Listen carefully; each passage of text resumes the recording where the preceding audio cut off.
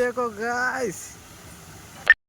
High, my name is Soumitra. তোমরা দেখছো সাহিত্য ওয়ান ব্লগার। তো আজকে যে লোকেশনে আমি এসেছি সেটা হলো খুবই সুন্দর একটা লোকেশন, চারি সাইডে পাহাড়ে ঘেরা। চারি সাইডে পাহাড় বলতে গেলেই চলে, আর মাঝখানে আমি। তো এত সুন্দর জায়গা লাগছে, বৃষ্টি হচ্ছে ঝিমঝিম করে। আমি যে জায়গাটা দাঁড়িয়ে আছি তার নিচ থেকেই ঝর্ণা যাচ্ছে। খুবই সুন্দর জায়গা বলতে গেলেই চলে।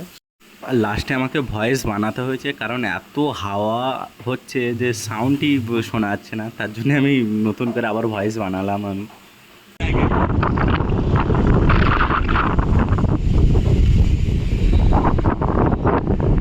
সামনেই আদিযোগী আছে। আমি চাই যে তোমরা এখানে ঘুরতে আসো।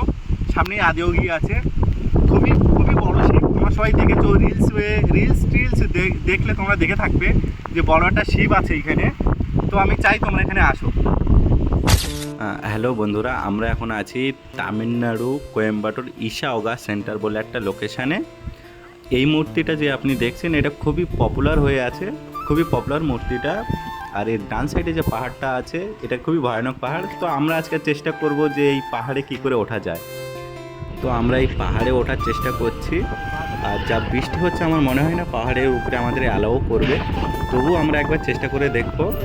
খুবই ভয়ানক বৃষ্টি হচ্ছে, তার আগে খুবই ভালো ভালো লোকেশন আসছে। তোমরা এখন একটু সিনেমেটিক শট দেখতে থাকো, ততক্ষণ আমরা পাহাড়ে ওঠার একটু ভাবনা চিন্তা করি যে কীভাবে পাহাড়ে ওঠা যাবে।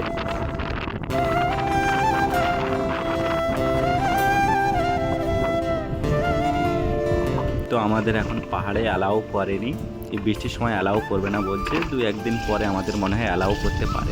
এর পরের ব্লগটায় অবশ্যই পাহাড়ে ওঠার চেষ্টা করব আমি।